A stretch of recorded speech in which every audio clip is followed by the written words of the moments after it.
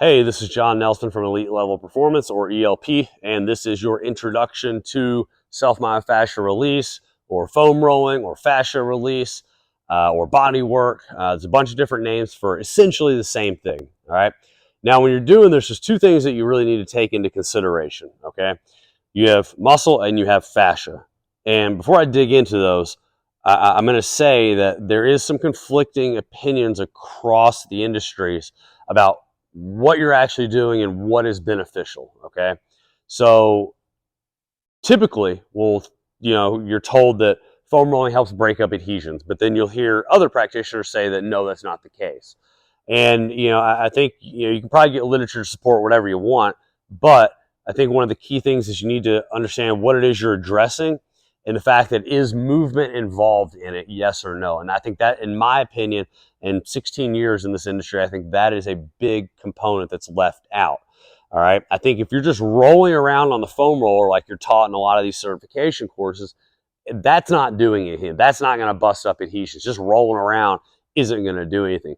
But if you're going through active ranges of motion, not passive, active ranges of motion while applying the pressure to a region, then yes, I do think, just from personal experience, you can break up the adhesions. And so we're going to go into that with some of the following videos on how to do this. So as with anything, your disclaimer, obviously, if you have an issue or a problem, you need to, talk to your healthcare provider, before getting, involved with this. All right. So next step is the muscle and the fascia. Okay. Muscle is muscle. We know what muscle does. The literature supports that foam rolling will help you increase the heat in the muscle and has some other benefits, helps with recovery, soreness, et cetera, et cetera. Okay. The fascia is kind of the big component here that I like to really take a look into. Okay. I think it's kind of commonly misdiagnosed and overlooked. Okay. Your fascia is the spider web that holds the whole body together.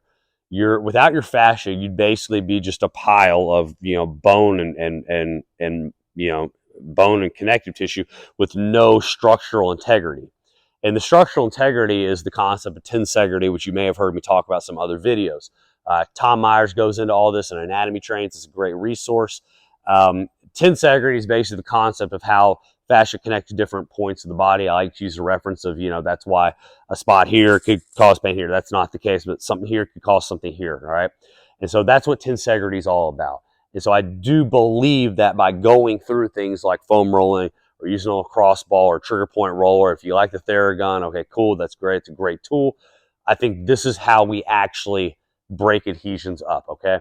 So now fascia not only composes or helps us have this tensegrity and the structural integrity across the body, but the literature also shows that it helps wrap around different organs and allow for fluid movement of that as well. You can look and do a lot of AK work.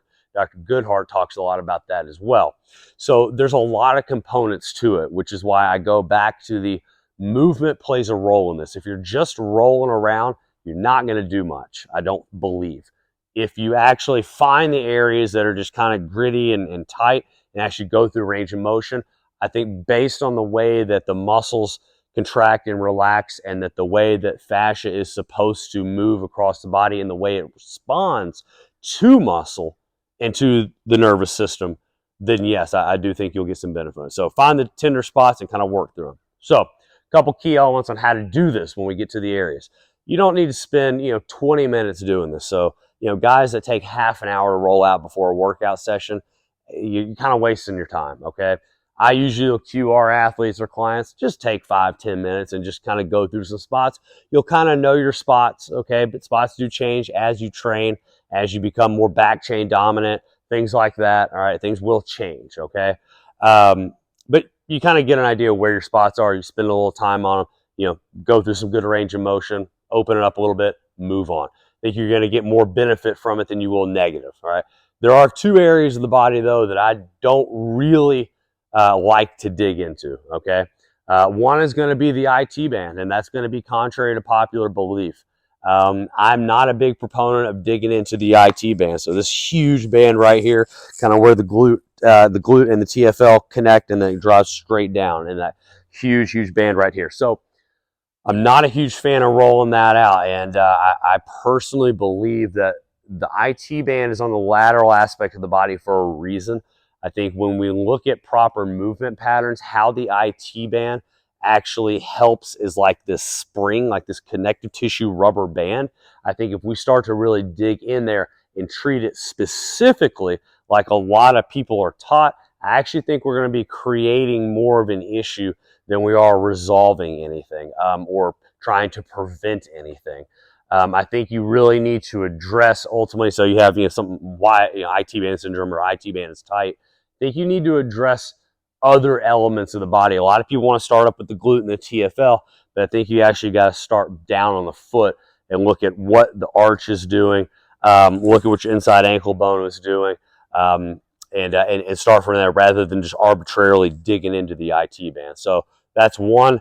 The other one is the lower back. I usually just tell people don't even worry about rolling the lower back. I just don't even like to fool with it. I think you can get into a little bit of trouble, if you're just not paying attention, especially if you have a younger athlete or somebody who's just kind of inexperienced or not really engaged or paying attention. I think you could, it could create more problems than it could help. So those are kind of my two caveats when I do it, at least the big ones.